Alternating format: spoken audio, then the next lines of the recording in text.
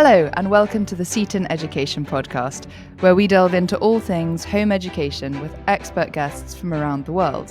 I'm Victoria. Today I'm speaking to Jenni Cassidy, a mother of 7 children. She has been homeschooling since her eldest was 6 and now has just 2 children left at home. She is the co-founder of Dumb Ox Learning, which offers courses to homeschooled students. Jenni, thanks so much for being here. Thank you, Victoria. Thank you so much for having me. Can you introduce us in a bit more detail to your family? Sure. As you said, I have 7 children. My husband is from Scotland. We actually started out in Scotland. Then we moved to Austria for 12 years with 4 of our children. And the eldest is 27, almost 28. And the youngest are twins. They're 15. And yeah, just to mention, we spent most of our homeschool years where they were all at home, abroad, and yeah, here we are now. We live in Norfolk with the younger ones, just 2 at home.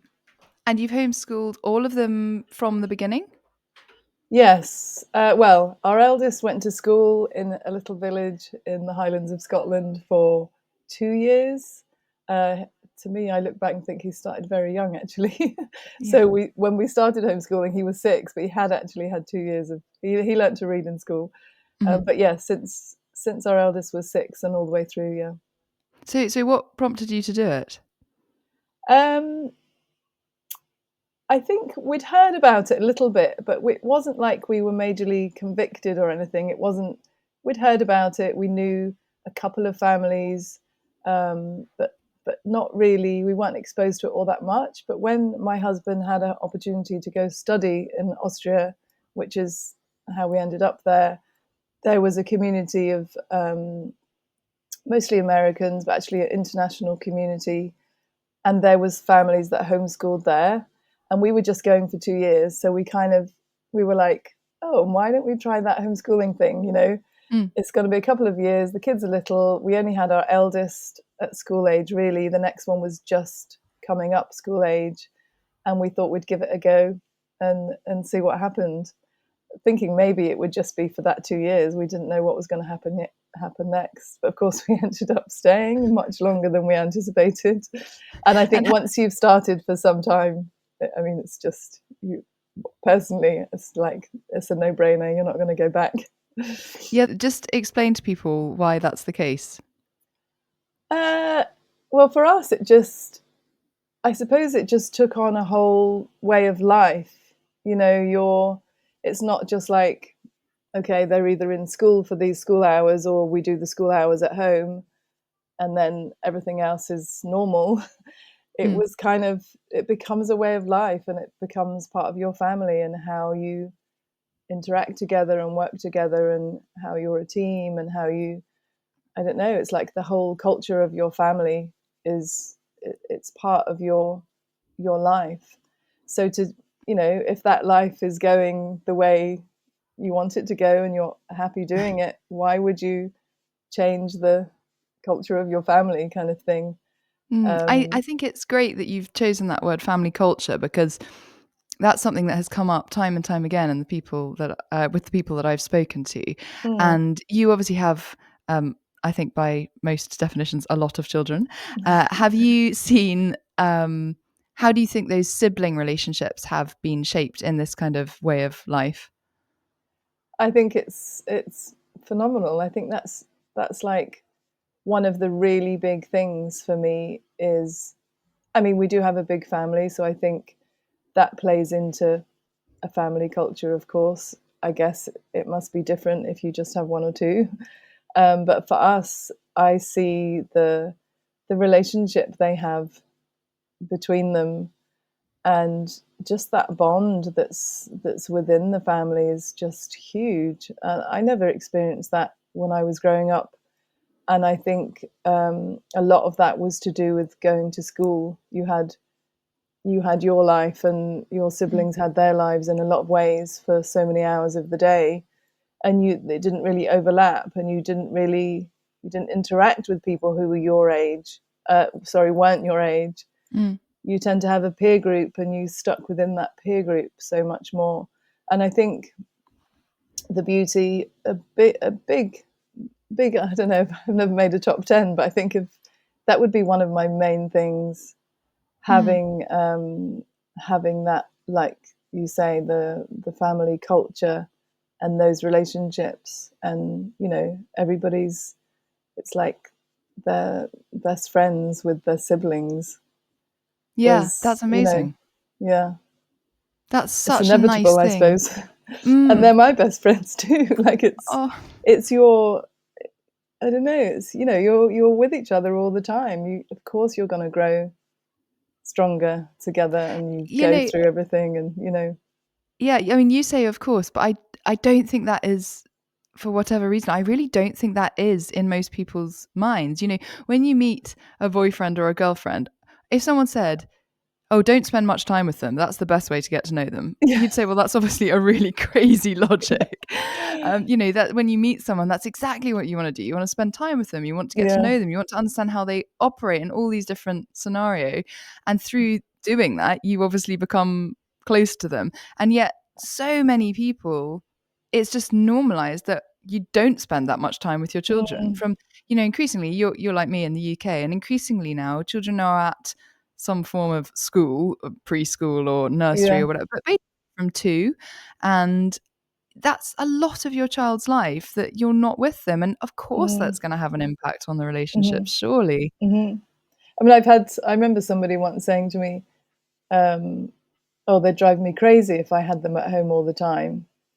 And that really struck me, because I thought, oh, I guess I can understand somebody saying that, but I think it's like any relationship, like you say, if you're like with a husband and wife, for example.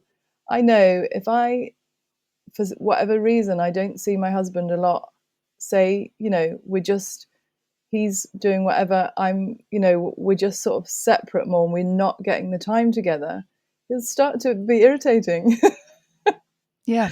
Yet when you're like, we need to spend some time together, because this is not good. We need, and you spend time together, and say you get a weekend away together or something, and you're like, okay, of course, it's like you get back to, this is what we're about, and I don't know, there's a different, if you're not with your kids all day and they're away at school and they come in exhausted and they just need fed, and they want to switch off, and they don't have that interaction that maybe you hope for, or I don't know, a million things, I can see how they would start to drive you crazy, and you would drive them crazy.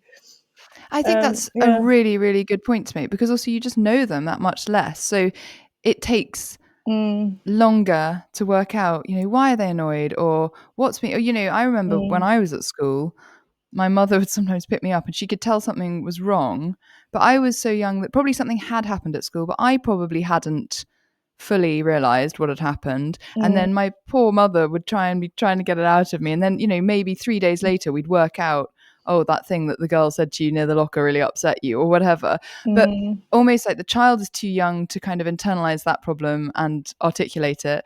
The parents are desperately trying to understand what's going on, but if you weren't there and you're not watching your child, it's very difficult to know. Whereas obviously if you are at home, you're able to iron out those wrinkles a lot quicker, just because, like anything, if you do more of it, you get better at it. Yeah. And I think the kids get along. I mean, I think having a bigger family helps too. But the kids get along. If you had 2 children, I don't know how it would be, but they, of course, it's, I'm making it sound as if everything's all wonderful the whole time. Of course, there's difficulties, and of course, there's times when they do drive you crazy. I'm not saying they don't. And there's times when different siblings will be fighting about something, or won't get on, or there's different phases where one's a teenager and the other one keeps wrecking their whatever, or, there's all these phases all the time. And I'm not saying by any means that it's idyllic. But yeah, there's definitely a different kind of relationship they have, because they have to work things out and they have to get along. And the older ones know how to play with the little ones and keep them entertained when something's happening, or, there's definitely a lot more. Those age differences is just so good for them. Coming on to the sort of practical side of things, you use It's a classical approach. Can you explain to people who don't know what that is? What's the classical approach? It's the formation. That's an important word. And I remember discovering that early on, thinking, oh gosh, we're forming the children rather than giving them information, as it were. Really just like equipping them for life, really. Like what, so, you know, you maybe don't do the Bunsen burner experiments for your science that I might have done in school. It's almost like that isn't the most important thing. What we want to learn is how to learn, have the tools for learning, and be able to learn anything for life. Do you mentioned a curriculum there. Do you use one curriculum? Do you pool together different curricula, or do you come up with something that's sort of your own hybrid? When we started, and the families that were living in the same kind of community that we were, they were following this particular curriculum. It's called Mother of Divine Grace. It's a Catholic curriculum. It's based in California. And they were doing that. And we were like, you know, we had no clue about anything. And we were like, what? I didn't even know what classical education was or anything. And they just were like, well, we've got these books. You can, you know, this is what we do, kind of thing. So we learned off them, and we adapted a lot of things because we kind of used it as a framework, I suppose, because, you know, it was American, and we were like, okay, well, in place of that, we'll do this. And we kind of, so it was a guide. And then after a few years, as the kids were getting older, we realized actually all this part of all the adapting and figuring out things for yourself is a lot of work. And the more children you have and the more crazy your life is, it's like another job to do. So we actually ended up just enrolling in the school and taking on the whole curriculum. It's saying that it is very adaptable still. This is still the same program? The same program. Yeah. So that's what we did. And a big part of doing that is you're allocated a consultant, which you meet with regularly, and she's really just like your mentor, and it's always somebody that's gone through the curriculum before with their own children. And hence I've actually become a consultant for some families in the UK doing the same curriculum. Interesting. So yeah, that's what we've done. Okay. And can you give us an idea of a typical day or a typical week? I suppose it depends a bit on the age of the children, but maybe if you pick a point in time, like the age your twins are now, what does it look like typically? Very different than it did when we had all 7 at home. Sure. Yeah, I mean, again, the phases, especially in a big family, can be so different. We've always, the way the curriculum is set up is that you can cover what you need to do in the 4 out of 5 days of the week. So we've usually had the Friday doing other things. At the moment, my kids, they're part of a drama group. They're putting on a play. They do that on Fridays, and we have sports in the afternoons. But mostly the other days, they're working their way through what they need to do. There's not at this stage, personally, with what we're doing, twins are very, very different, but one of them is very capable, and I'm not that, here's one thing to say, don't feel that you have to be super smart and super brainy to be the teacher yourself, because I'm not. I have an art degree, but I'm really not the academic. And it's amazing how when my kids get to a certain stage, that most of them have just gone past what they're writing papers and doing stuff that I'm like, oh, that's really interesting. But so they have like a couple of online classes that they take. And my son really he works really well independently. That's built up over the years. You're always just trying to encourage them to be able to be independent learners. So he does a lot independently. My daughter, not so much. So I'm helping her a lot. We're working together on a lot of things. She has a lot of art projects and stuff going on at the same time as well. But yeah, in the younger years, it's, it's a lot different. But always, yeah, you're kind of one-on-one a lot, and intensely, but for short periods with younger children, you're teaching them to read, and you're much more with them one-on-one. But as soon as they're able to do something independently, they're doing that thing independently, and the curriculum's set up that way that they can. They print off their lists for the week, and they work their way through what they know they need to get done. And I think that really helps them be more independent. My ones that have gone on to university have transitioned really easily, it seems, for just the workload and everything. They found actually a lot of their peers really struggle to get on with their work independently, whereas they were used to that, and they've done well. And what are your older children doing now? You say that a lot of them went to university. All of them went to university? Not all of them. No? They're all very different. I've had three went on to do a liberal arts degree. One of those In the States? Yes. Well, they started at a small independent college in Ireland.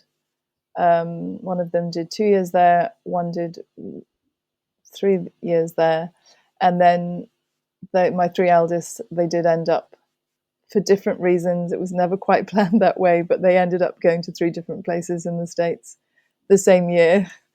Wow. But and then one of them went on to do his second degree and a master's after that too. And yeah, they're all doing different things. 2 married, and we have 5 grandchildren. They're talking about homeschooling. The eldest one Amazing. will be soon. They're eager to get started for kindergarten next year. So yeah.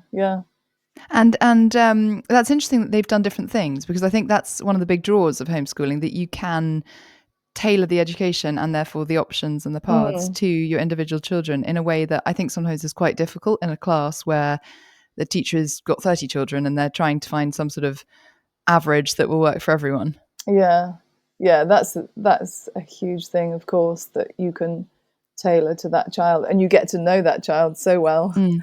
Yeah. And their learning styles and their abilities, and knowing what they're capable of and what they aren't, and so you're more involved, I suppose, in steering them and helping them move to the next, whatever that's going to be the next thing. Go on. Sorry, I was just going to mention that I know some people would question because we've done an American curriculum. Of course, they have all received an American high school diploma at the end of that period. The last 4 years is your high school years, is how that builds up towards an American high school diploma. And I do think, of course, we're not typical, because we've always had this American connection, and they've ended up, it's not normal that all your kids would go study in the States necessarily. But I think I still recommend doing an American high school diploma, because it's so flexible to homeschooling. I mean, it is what they do in the schools in the States, and obviously here it's GCSEs and A-levels. But I think that the GCSE A-level route, even if you're doing it from home, it's designed for the schools, and it's very much, it's a different kind of thing. I just think if you're going to homeschool, then learn how you want them to learn. Don't feel that you have to do the thing that everybody else is doing in the school.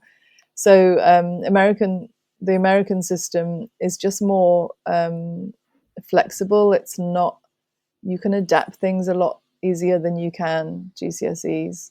And then, of course, if you want to go to university here, and you don't have the normal qualifications, if you look on university websites and look at their international requirements, so say you were an American kid and you wanted to come and study in the UK, and you would see what was required, that in the States you can get to university just with a high school diploma, and some places you can here, Scotland I think particularly, and some you can, but often they require what's called AP exams, which are the equivalent of the UK A-level. They're accepted as the equivalent of UK A-level. But again, they're easier to do as homeschool students. They just take 1 year. I know we haven't got onto it yet, but just to lead on to the fact that that's how another family and myself, we wanted that to be available to UK families, and we set up Domox Learning to be able to offer those AP courses if people wanted them for university entrance requirements over here. I'd love to talk a bit more about that because I think, you've addressed the point that I think people are worried, if I do the American route, does that mean my children will all end up in America? And I have to say, Jenny, you're not a great model for people who don't want their children to end up in America. I'm sorry. No, but you did make that point that they are an international qualification. So, and increasingly, I think people in the UK, homeschooled or not, are having different qualifications, whether they're applying with A levels or I think there's international A levels and international baccalaureate. So I think people are more aware of, looking on that drop down list to see what the university accepts. So that's good to hear that you could apply to UK universities as well, or we should say anywhere else around the world as well. But just talk us through why, Domox's focus is on providing these courses like AP preparation. Why do you feel they are better suited to homeschoolers than, say, the GCSE or A-level system? Well, A-levels obviously take 2 years, so an AP just takes you 1. And for us doing, people doing American high school diploma, every year of your 4 years of high school, every subject you get a credit. Loosely, you get a credit for each subject that you do. So at the end of the 4 years, you will have so many credits under this list of subjects, this 4 lists of subjects, and each subject will have a grade. So it's not based on any exams or anything. When you get that high school diploma at the end, it will say, this child has a high school diploma with a grade point average of, and it's a number. It's based on, if you got all straight A's in every subject for all 4 years, it's a 4.0.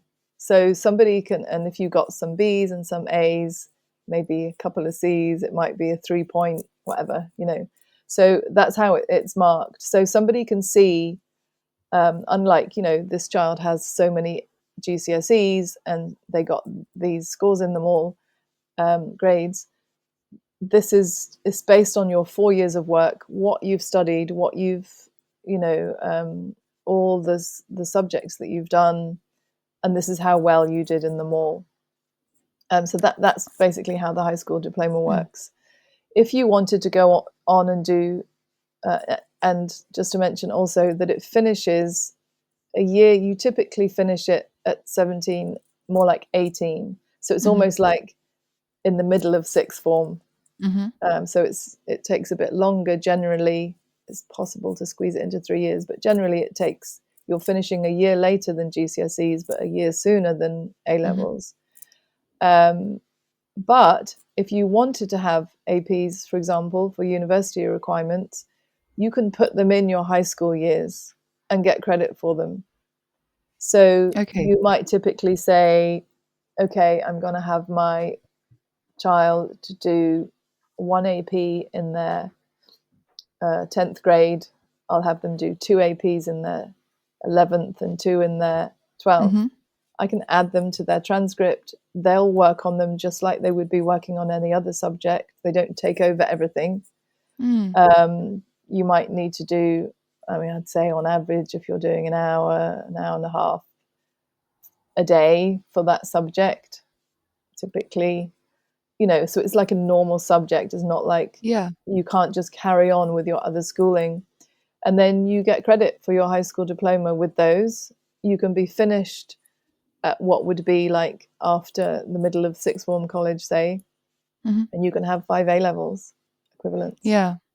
That's really helpful that you've mapped it out like that. Something that sometimes confuses people about the high school diploma, maybe you can speak to this, is who does the accrediting? Is it just the homeschool parent who says, oh, I think this was an A, I think this was a B? And I suppose the follow-on question from that would be, how can that be fair or rigorous if it's the parent doing it? Well, yeah, that's a very good question. I mean, we're following an accredited program so that we get accreditation from the school, and you can do that. I mean, they are really rigorous schools. Actually, the one we're involved with is pretty rigorous, I'd say. There's so much variety in how rigorous a schooling that you can be enrolled in that awards that high school diploma. But yes, you're right. You can make your own. You can there's some organizations that will help you put them together. If you're inclined to do all the research yourself and you've got the time to figure it all out, you can actually put it together yourself too. And I think, I mean, people ask me that, like, I don't know whether to give this grade or that grade, or I mean, you can always have people, check with people, what do they think, and I suppose technically you could fake it all. You could say, okay, I'm going to give my kid this and I'm going to say he's done that. It's based on hours, how you get a credit for something, which incidentally is great for kids who have learning difficulties, which I have one that had pretty, maybe average learning difficulties. And because it was based on hours, we spent a long time studying a certain thing that another child could have done in half the time. But because he spent all those hours on it, he still got credit for that. And he would never have survived exams, and he didn't have to. He still got his high school diploma. He didn't have as high a grade point average as everybody else, but technically I could have, say, my child with learning difficulties, I could have said, well, I'm just going to put him through for this and that. I could have, faked it. I could have made it sound much better than it was. But why would I do that? To get him into a college where he's going to really struggle because he's not going to be able for it. I think we know our kids and we know what they're capable of more than anybody when you're homeschooling them. And of course, you're not gonna put them in a situation where you don't think they're able. And equally, you might have a child that you think, look, his grade here isn't that great because he's done tests here for something, and for some reason, I know it's not that he's not capable. It's because he had a really tough year that year, or he was struggling with some health issues at the same time or something. And I'm thinking, I should really technically give him a C for that. But I know that he really deserves a B because he's capable, or, there is like a little bit of wiggle room where you can say that's not going to serve him badly when he goes to university. You made a point earlier, which I really want to pick up on, which I think a lot of people worry about.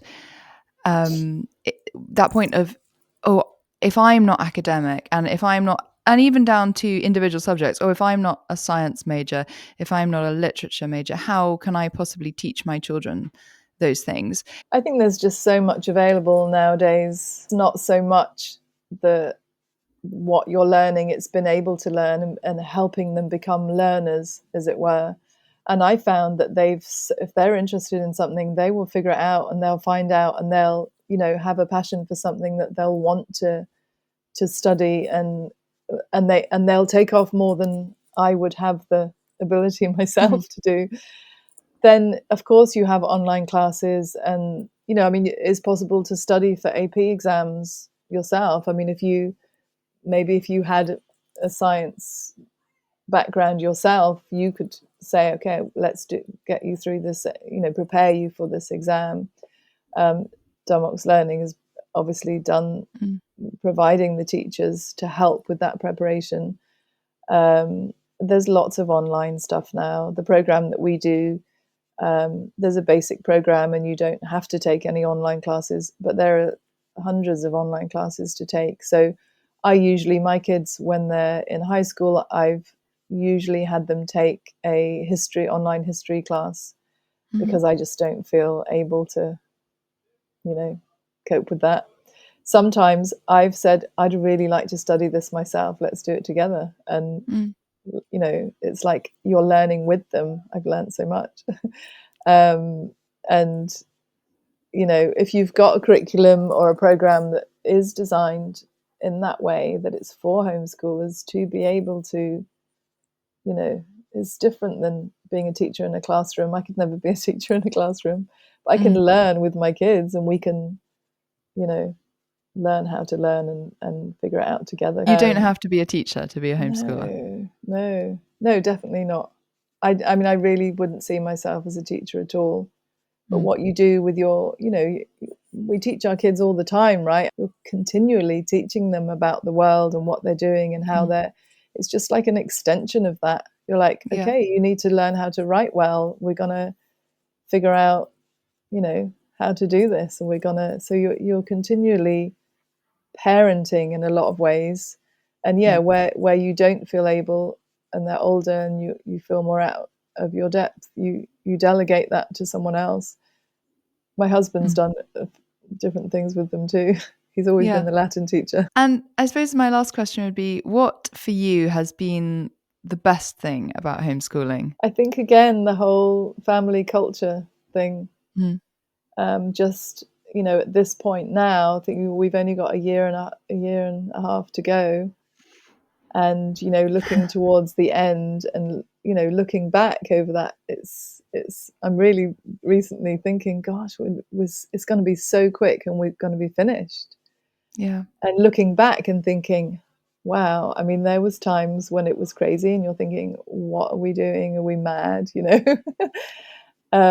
there's always phases. But when you look at the big picture, and I think that's what you have to do when you're in a tough phase. If you've got little ones and you're feeling overwhelmed, or you're, you know, you're wondering about, you know, this problem here is really hard and how are we going to deal with it? But if you stand back and you look at the overall big picture and you know, imagine what was it going to be like when your children are adults and they're having their own children and your kids aren't home anymore. What do you want it to be like? I mean, my kids, some of them are really far away and often we don't get together. We very rarely all get together. But even so, even with all that, we have such a unity in our family, and there's such it's, to me, that's just such an important thing. What is your family like? What is it going to be like? What are they going to be like for others? And, you know, in the world with other people, how is that going to spill out from your family to the wider society, to their spouses, to the people they work with? You know, look at the bigger picture. And I just think I'm so pleased that we've done what we've done and persevered through those ups and downs and bumps in the road, and see how it's the fruits of it all are now more visible. Wonderful. Thank you so much for sharing your story and your experiences with us today, Jenni. I really appreciate it. And thank you so much for joining the Seatton Education Podcast. Whether you watched us on YouTube or you listened as a podcast, please subscribe, like, and comment as we discuss how home education can be an achievable alternative to conventional schooling. See you next time.